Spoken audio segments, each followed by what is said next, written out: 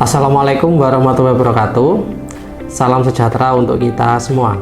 Perkenalkan, nama saya Muhammad Ansori Ariswidya, salah satu dosen dari program studi informatika Fakultas Teknologi Informasi Universitas Kyai Haji Abdul Wahab Hasbullah Jombang.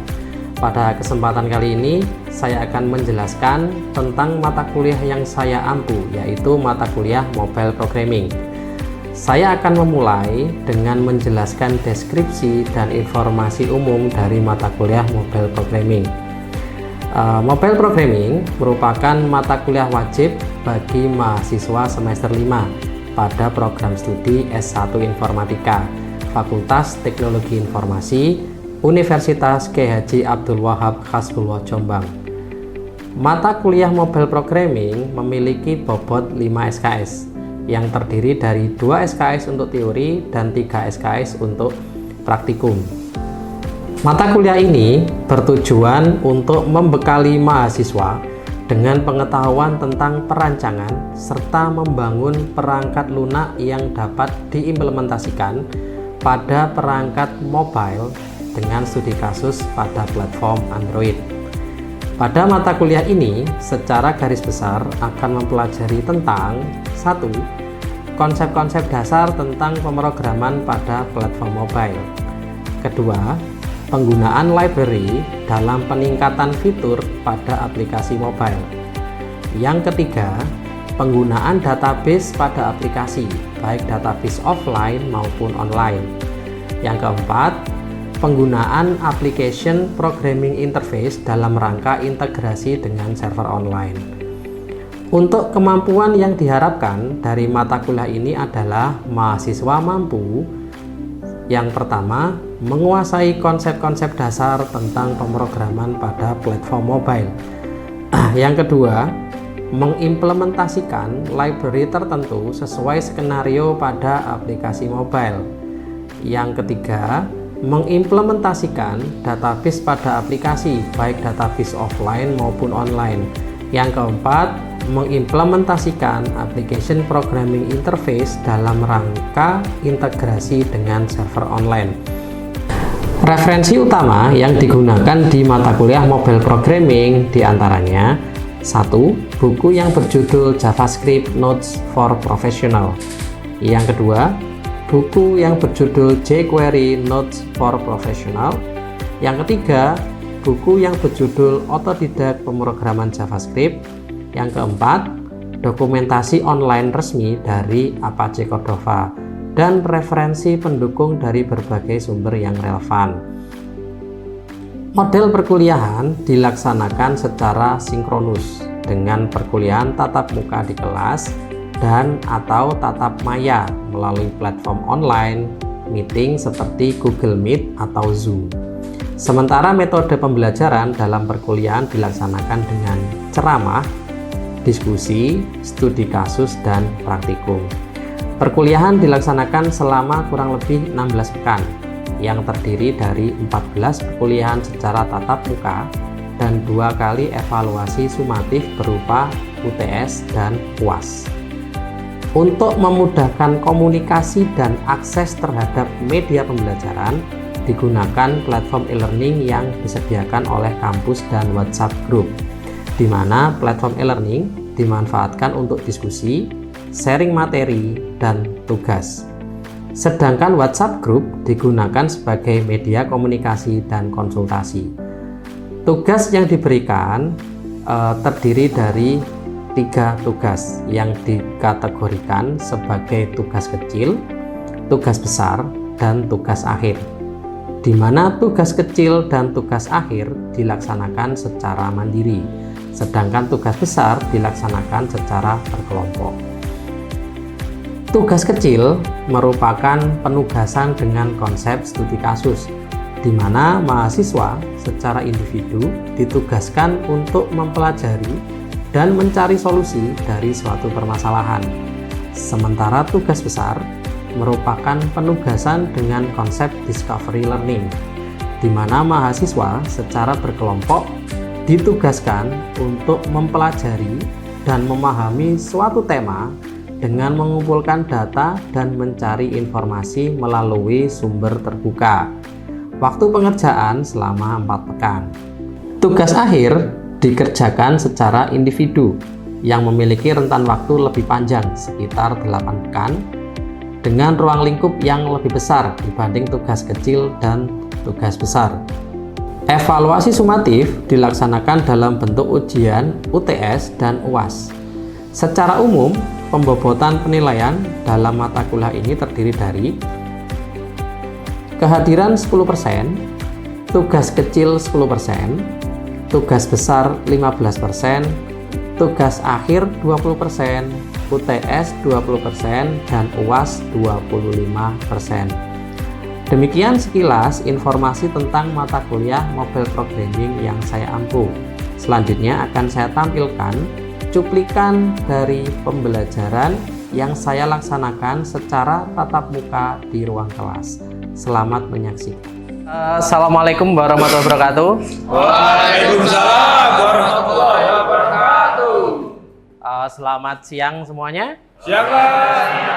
Oke. Masih semangat hari ini kuliahnya? Ya. Ya, saya tahu kalian dari pagi itu kuliahnya full kan hari ini kebetulan ya. Jadi tapi tetap kalian harus harus masuk jam kuliah karena emang kebetulan mata kuliah kita di siang hari gitu ya. Oke. Jadi sebelum nanti saya menyampaikan materi hari ini nanti ya, alangkah baiknya kalau kita berdoa dulu ya, jadi agar yang kita lakukan hari ini mendapat berkah. Sehingga kita diawali dengan doa. Silakan berdoa menurut agamanya masing-masing. Mulai. Selesai. Oke ya. Jadi saya absen dulu aja enaknya ya. Nanti baru saya kasih reviewnya. Nanti saya mau tanya beberapa anak. Saya absen dulu. Hari ini kayaknya ada yang nggak masuk juga kayaknya. Ada. Ada. Ya, kelihatannya absen dengan ini banyak yang diabsen, jadi kayaknya gitu ya. Oke, saya absen. Yang pertama Gilang Farozi. Nggak ada Pak, nggak Tidak masuk. ada. Oke, Ahmad Safiuddin. Nggak masuk Pak. Oh, nggak masuk juga? Iya.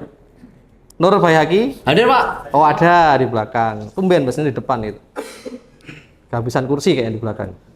Nana? Hadir Pak. Oke. Saiful Al-Aziz? Tidak hadir. Hadir Pak. Zakia? Hadir Pak. Hadir. Yahya? Hadir. Hadir. Oke, sudah seabsen semua. Oke, saya sedikit review ya materi kemarin. Jadi untuk mengukur, jadi saya mengukur biar saya tahu kalian sudah paham nggak di materi yang terakhir gitu ya. Jadi materi terakhir kemarin kita kalau nggak salah routing ya, terkait routing. Hari ini kita bahasnya beda lagi ya karena kemarin itu. Oke, sekarang saya ingin melempar pertanyaan. Yang pertama ini terkait materi kemarin ya. Ada yang tahu routing itu apa? Saya Pak, Oke, silakan. di pemrograman mobile routing itu mekanisme untuk mengakses view. Nah, fungsi di Framework 7 untuk menjalankan routing itu ada 2 parameter. Yang pertama itu nama routingnya, yang kedua itu path untuk file view-nya. Path untuk file view-nya. Iya. Oke, itu jawaban teman kalian. Ada yang nggak setuju mungkin? Atau setuju semua terkait jawaban yang diutarakan teman kamu tadi? Setuju. Oke, ya bagus. Jadi routing itu seperti itu. Ya, di Framework 7 ada routing.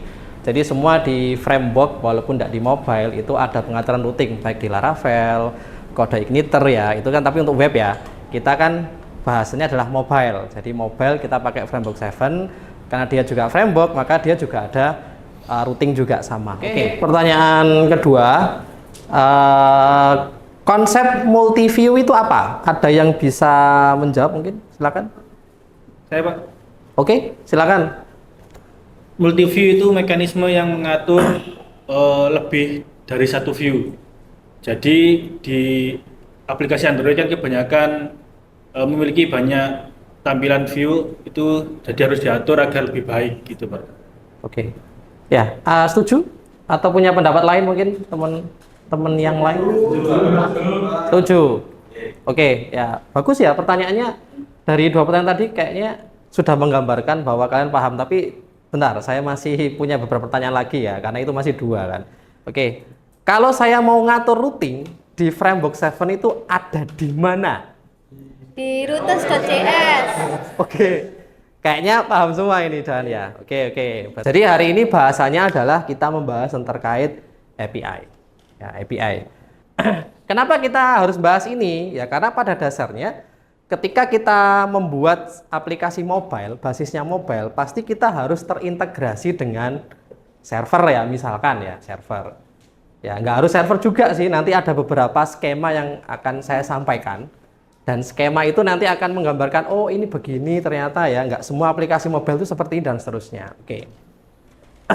Loh Pak, memang kalau di pemrograman mobile kita ketika mau ngakses server, itu apa harus pakai API? Kalau dari mobilenya itu sebenarnya ada beberapa cara ya sebenarnya ya. Jadi ketika dulu saya pernah ngajar mobile tapi basis Androidnya beda. Jadi dulu itu ada yang disebut sebagai Android native namanya ya. Jadi ketika itu namanya B4A. Sampai sekarang masih ada. Singkatan dari Basic for Android. Ya, itu berbeda karena fokusnya adalah B4A itu mengajarkan tentang membuat Android tapi basisnya natif. Kalau kita kan hybrid ya, dari awal kan kita bahas, kita fokusnya adalah di Android hybrid. Sehingga kalau Android hybrid, kita kalau mau butuh koneksi ke server, itu kita butuh yang namanya API, kayak gitu. Tapi kalau natif tidak. Karena natif itu memang sudah disiapkan sebuah mekanisme tertentu yang dia bisa langsung terhubung dengan misalkan database gitu ya, langsung tanpa pakai bantuan API bisa. Sangat bisa, itu natif ya. Tapi karena bahasan kita dari awal itu Androidnya adalah Android hybrid, maka fokusnya sudah berbeda jalan, kayak gitu ya. Bisa dipahami? Ya. Oke. Jadi API itu apa sih sebenarnya? Jadi sebenarnya API ini konsep ya. Jadi dia konsep, bukan bicara skripnya bagaimana. Karena kalau kita bicara skripnya, API itu bisa jadi banyak skrip, tergantung bahasa apa. Karena API ini nggak spesifik harus dibahas harus pakai bahasa A atau bahasa B, enggak. Tapi seluruh bahasa itu yang memenuhi syarat ya, itu bisa digunakan untuk membangun API. Jadi nggak spesifik harus pakai bahasa apa, enggak.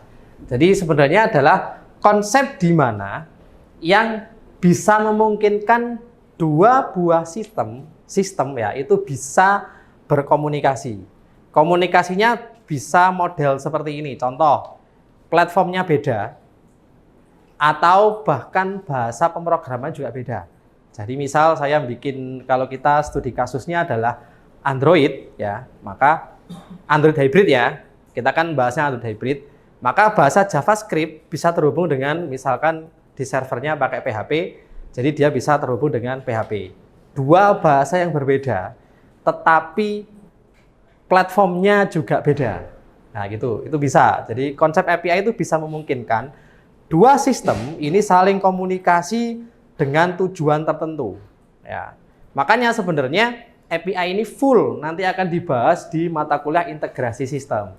Tapi di saya harus ada, kenapa? Karena mobile nanti akan membutuhkan API. Jadi kalian harus punya dasarnya API nanti bagaimana ketika bikin aplikasi Android, terus mau dihubungkan dengan apa, dan seterusnya itu kan juga harus tahu ya. Tapi nanti kalau kalian pingin lebih detail mendalami API, itu ada di mata kuliah integrasi sistem nanti. Kayaknya di semester berikutnya kayaknya ada ya. Jadi itu lebih fokus bahas API-nya. Tidak fokus membahas pada platform apa nanti yang dihubungkan, enggak. Kalau sekarang kan kita bahas platformnya ya, masih ke mobile-nya. Jadi API-nya ada, tapi tidak sedetail nanti yang dibahas di mata kuliah itu. Oke, ini API karena dia sebuah konsep, maka bisa dibuat dengan bahasa-bahasa lain yang memenuhi syarat, gitu ya. Oke.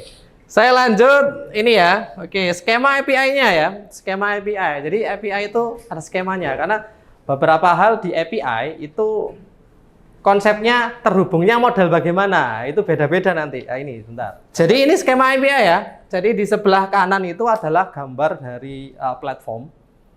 Gambar itu platform, ada desktop, ada web, ada mobile. Kalau dulu kalian sudah pernah dapat yang namanya desktop programming kan?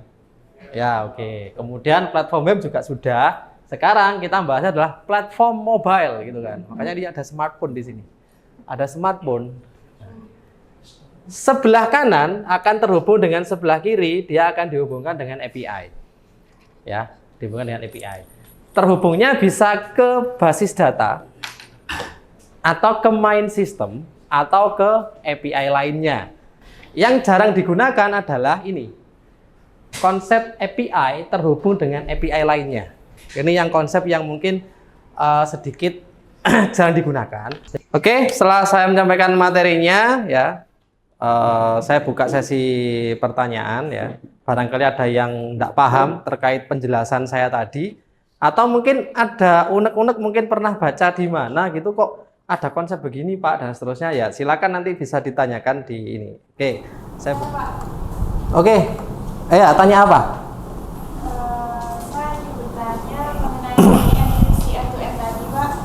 End to end. Ya. Di mana? Ketemu konsep itu di mana? Saya pernah mendengar bahwa aplikasi seperti WhatsApp dan Telegram itu memiliki fitur end-to-end encryption.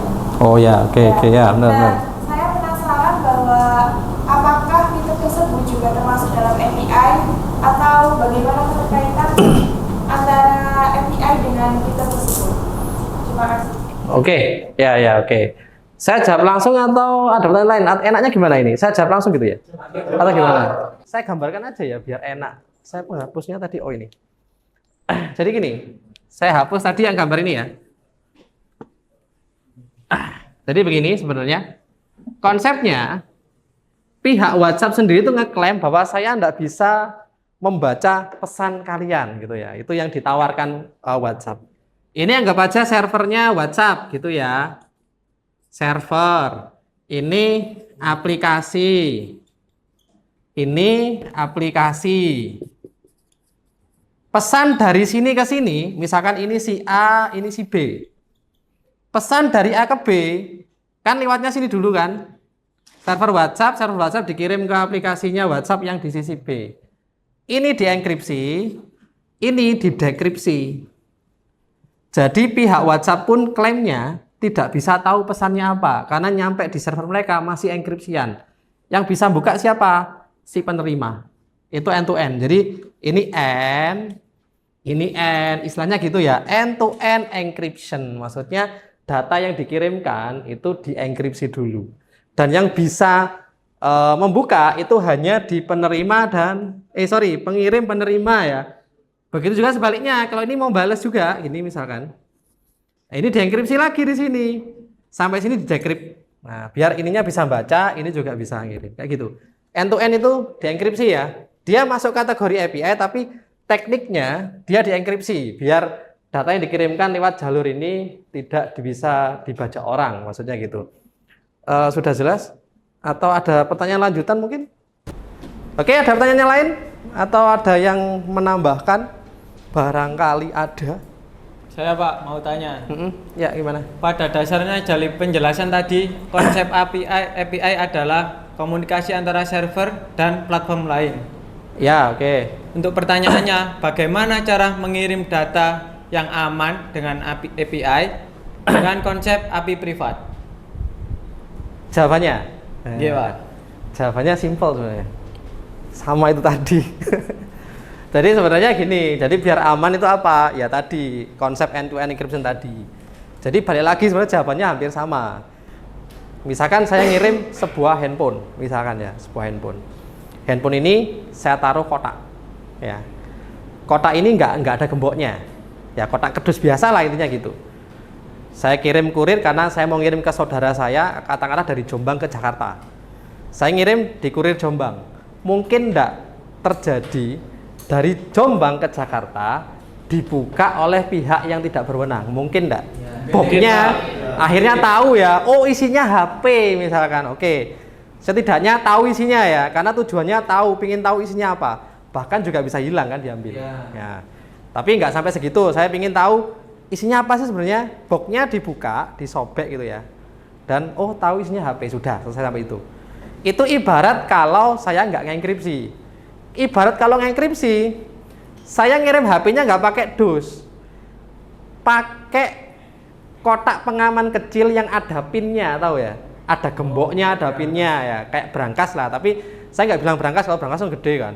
Yang kecil kan ada, kayak punyanya apa ya? Safety box-nya uang itu kan. Kalau dari cabang kecil-kecil bank itu kalau store kan bawa kayak gini, ada kayak pin 2 pin gini kan, kayak brankas kecil lah. Saya taruh situ, saya kirimkan kurir. Ketika di tengah jalan ada yang berusaha buka, bisa enggak kira-kira? Tidak bisa. Ya walaupun mungkin dihancurkan ya, misalkan ya di luar itu konsepnya ya. Tapi kan dia nggak punya pin ya kan. Nah dia kan nggak tahu dalamnya. Lah itulah cara kita mengamankan, ibarat kita mengamankan data yang dikirim. Jadi data yang dikirim itu nanti dienkripsi. Cara paling gampang enkripsi itu. Kayak gitulah kurang lebih kayak gitu penjelasan ininya. Ada ini mungkin? Sudah Pak, cukup. Oke, kita sekarang waktunya diskusi ya. Ini saya siapkan tema diskusi untuk kelompoknya. Jadi kelompoknya nanti satu baris ke belakang ini satu kelompok dan seterusnya. Jadi harusnya ada 4 kelompok ya. Nanti silakan didiskusikan temanya ini.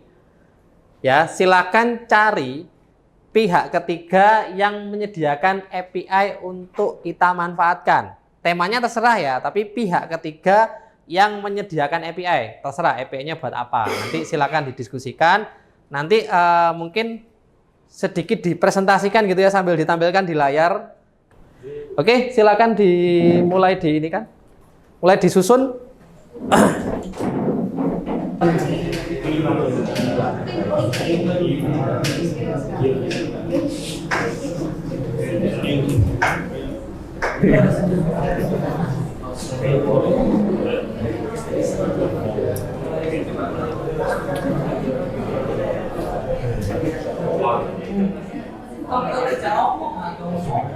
Siap gitu ya.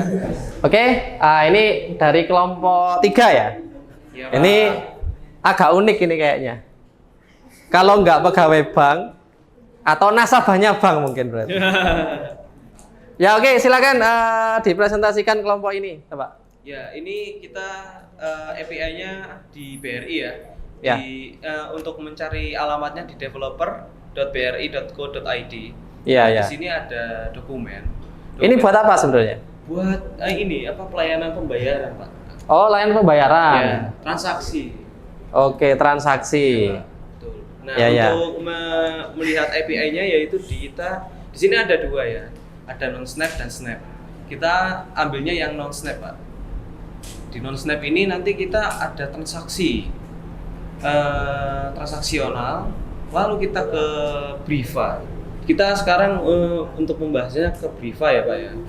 Ya, karena di situ ada banyak ya. Ya, Kita ambil ada. sampling aja di Briva karena nggak mungkin semuanya dibahas, banyak itu. Iya, Pak. Nah, di sini sudah ada ininya, lalu dilihat dokumentasinya gimana. Di sini Pak ada untuk API-nya. Nah, di sini untuk virtual akunnya ke Briva-nya, lalu ada contohnya juga di sini ada ERD-nya juga, ada flow API-nya. Flow API-nya. Oh ya, oke. Terus Nah, di sini dia tipenya juga yaitu JSON, Pak. Untuk Oh ya, JSON. data-datanya JSON. Dan di sini ada kode-kodenya juga seperti ini, Pak. oh ya.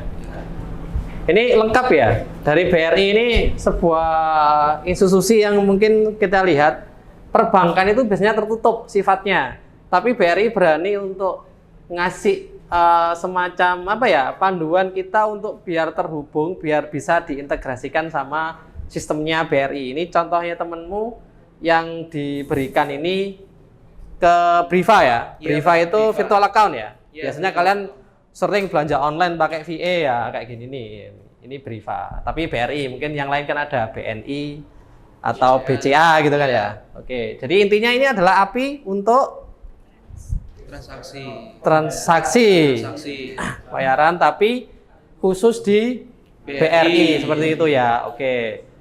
Memang kompleks ya. Memang ini contoh ya. Tak kasih contoh. Kebetulan mungkin kelompok 3 menjawab ini. Memang BRI atau sorry bukan BRI ya, tapi perbankan itu memang sedikit kompleks API-nya karena mereka satu yang diutamakan adalah keamanan. Ya, tapi ini juga langkah yang baik sebenarnya karena perbankan itu jarang ngasih dokumentasi, tapi BRI ini berani ngasih secara publik. Dia ngasih tahu kita cara koneksinya gimana, KK-nya, parameternya apa aja dan seterusnya. Oke, diskusinya saya rasa sudah cukup ya dari 4 kelompok. Sekarang ada lanjutannya. Jadi kalian saya beri tugas ya. Tugasnya adalah, nah ini, penasaran kayaknya?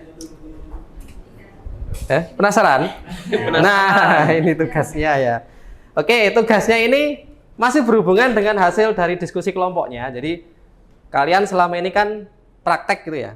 Praktek menghasilkan sebuah aplikasi mobile gitu kan. Dari praktek keberapa sampai titik saat ini.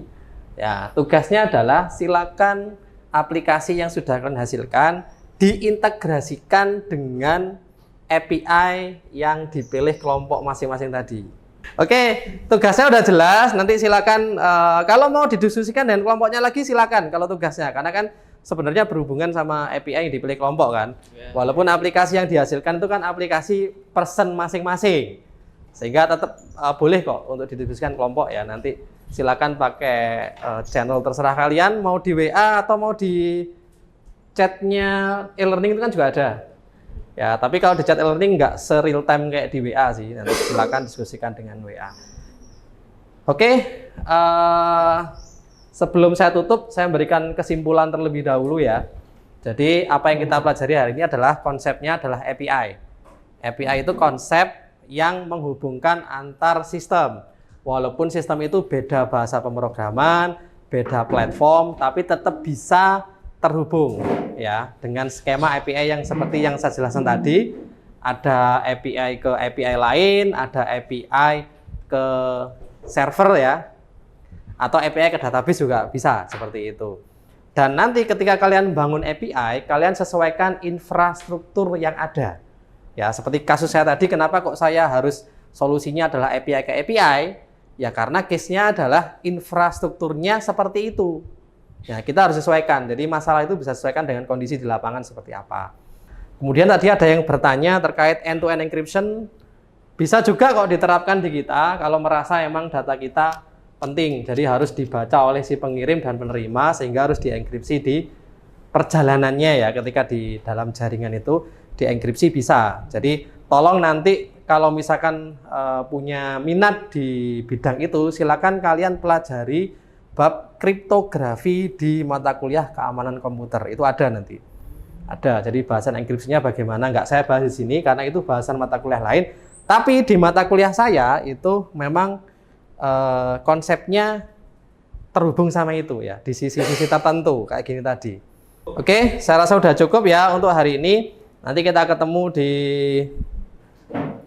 kesempatan berikutnya di praktikum ya. Nanti ya, ada praktikumnya kan. Ini teorinya dulu. Nanti praktikumnya ada sendiri. Oke, kalau nggak ada yang tanyakan lagi, mungkin cukup sekian ya untuk hari ini. Saya akhiri. Wassalamualaikum warahmatullahi wabarakatuh.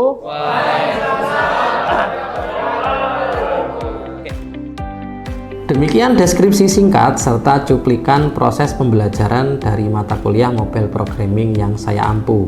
Semoga dapat memberikan gambaran mengenai kinerja pengajaran yang saya lakukan, khususnya pada mata kuliah mobile programming di program studi S1 Informatika, Fakultas Teknologi Informasi, Universitas Kyai Haji Abdul Wahab Hasbullah. Saya mengucapkan terima kasih kepada seluruh tim penilai dan tim panitia sertifikasi dosen tahun 2025. Tidak lupa juga saya mengucapkan terima kasih kepada Universitas Kyai Haji Abdul Wahab Hasbullah, Fakultas Teknologi Informasi, serta rekan sejawat dosen dan rekan-rekan mahasiswa. Demikian yang dapat saya sampaikan. Atas semua kekurangan dari saya mohon maaf yang sebesar-besarnya. Wassalamualaikum warahmatullahi wabarakatuh.